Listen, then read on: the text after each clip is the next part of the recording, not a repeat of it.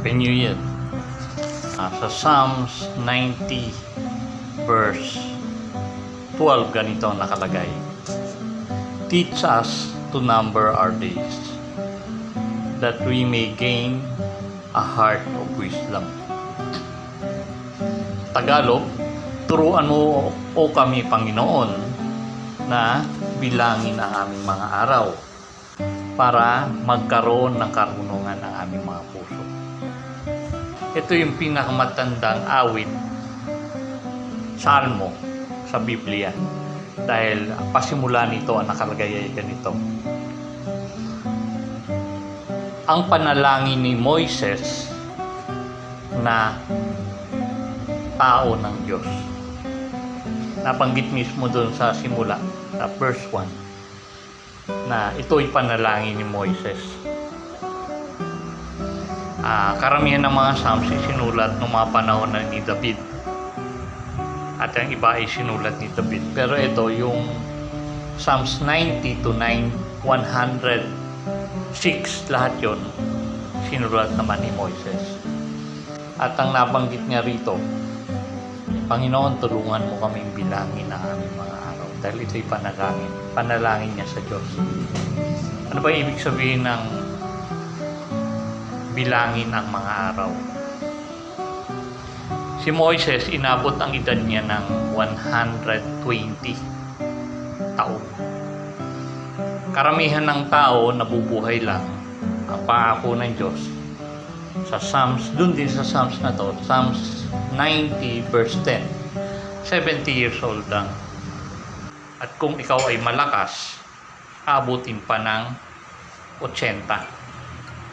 Ibig sabihin, pag lumagpas ka ng 70, biyaya na ng Diyos yun. Diba? Si Moises, mahaba-haba 120. Inabot siya ng 120.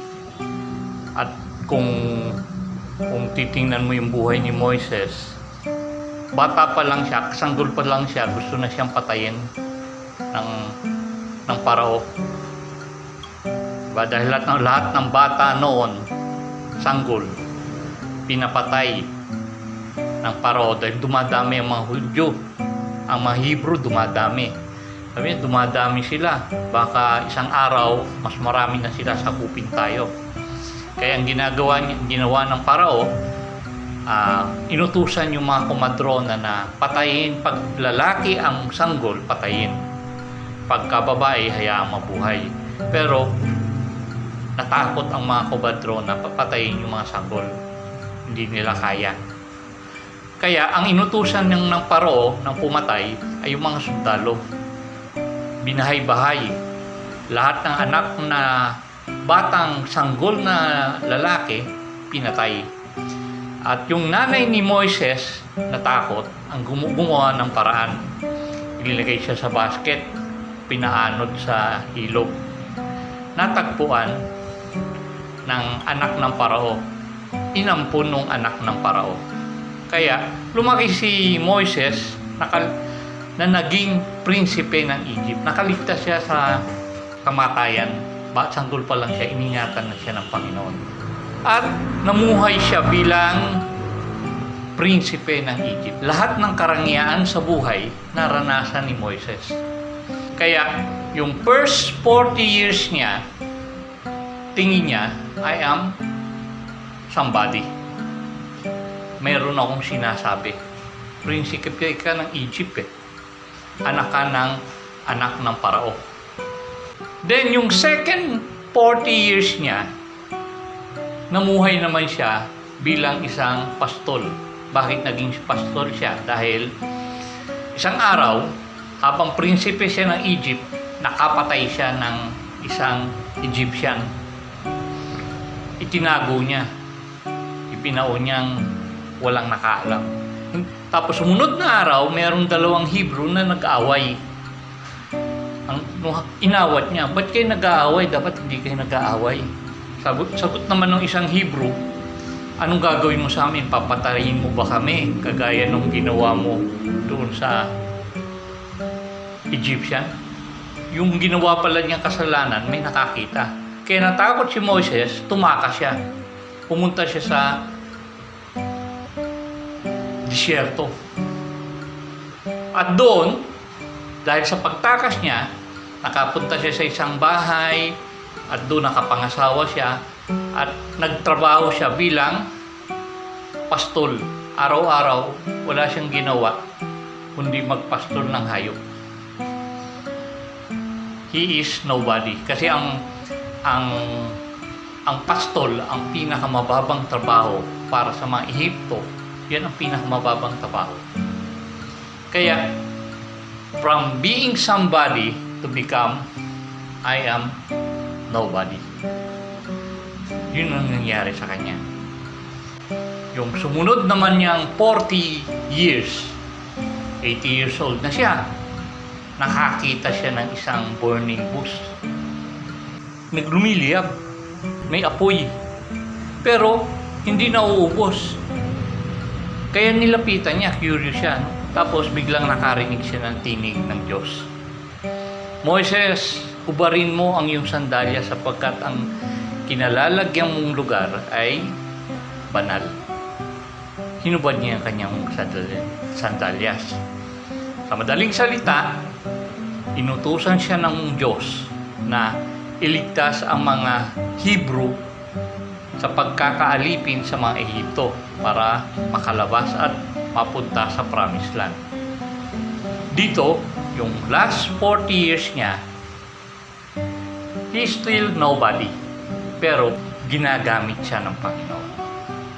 Diba? From simula, I am somebody. Second 40 years niya, I am nobody.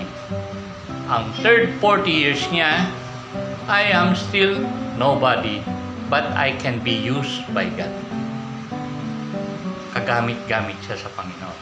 At yun nga, alam natin yung kwento, siya ang leader ng mga Hebrew na mailabas siya.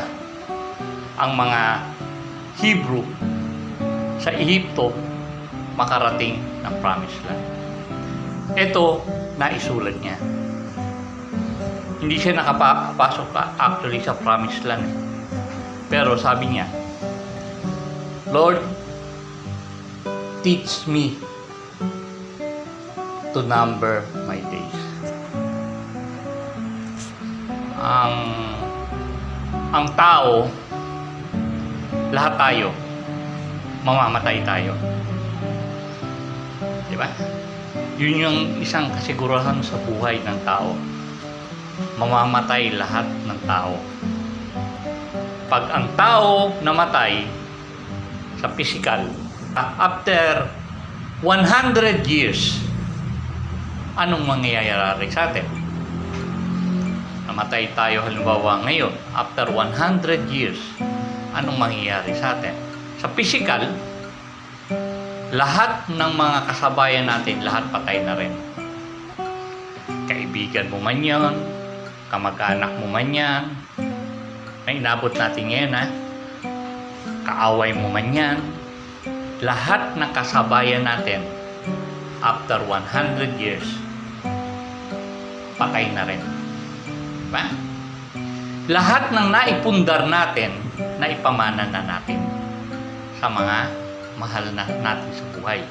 After 100 years, yung tirahan natin na bahay na naipundar natin, iba na ang nakatira. Yung mga apo na natin. Baka hindi pa tayo kilala. Lahat ng alaala natin na pangkaraniwang tao,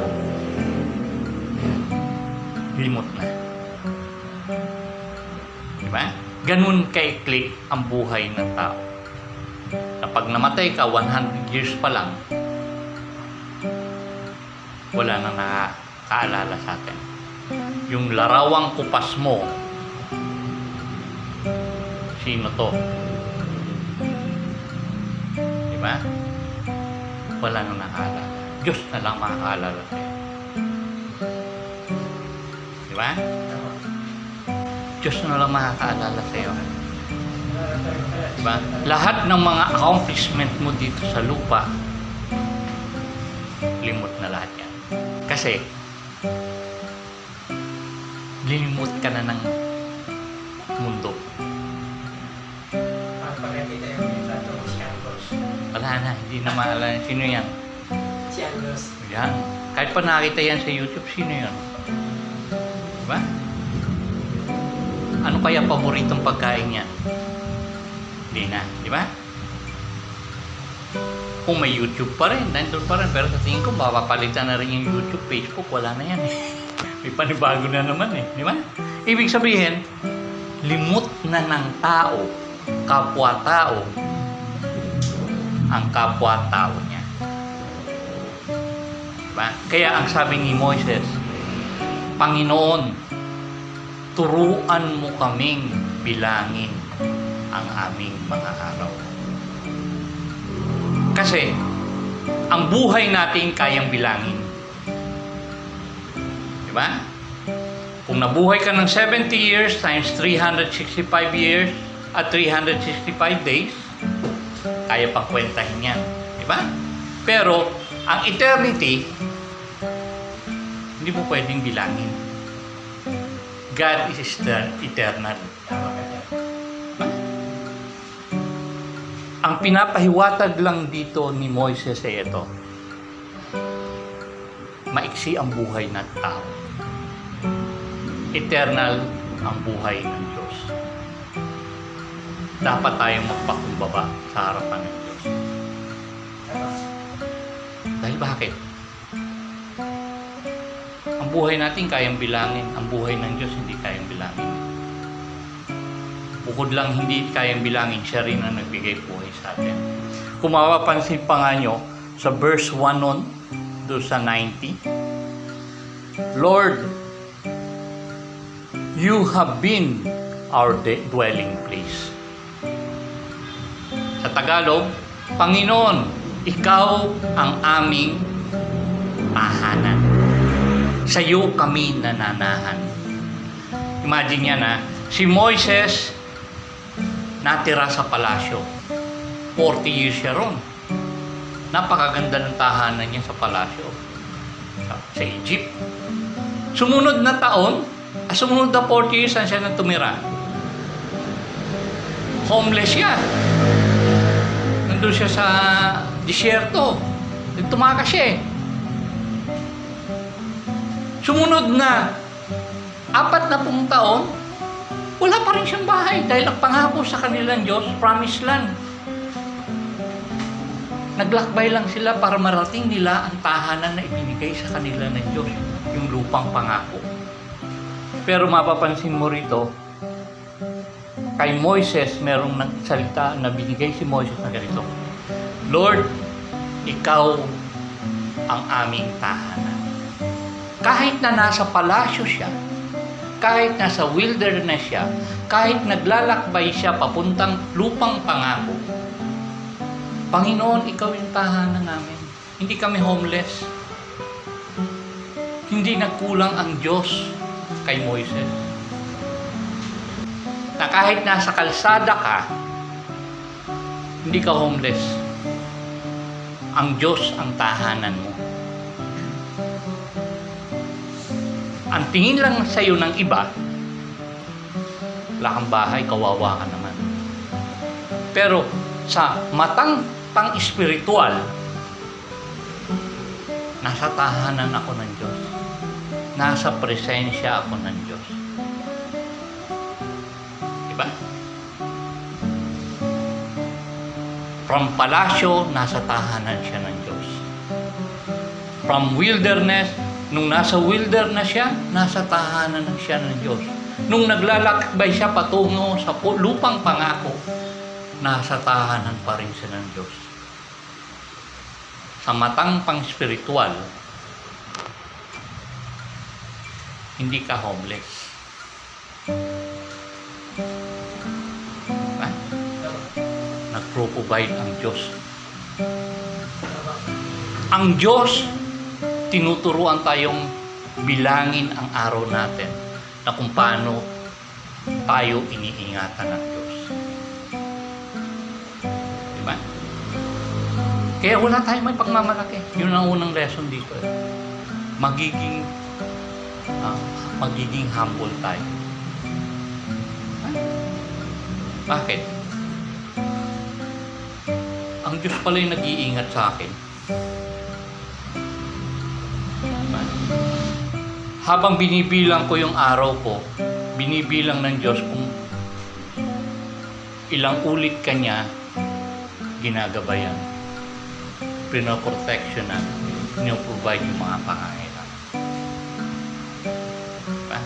Pangalawa, teach us to number our days. Yung ibig kong sabihin nun, may katapusan tayo.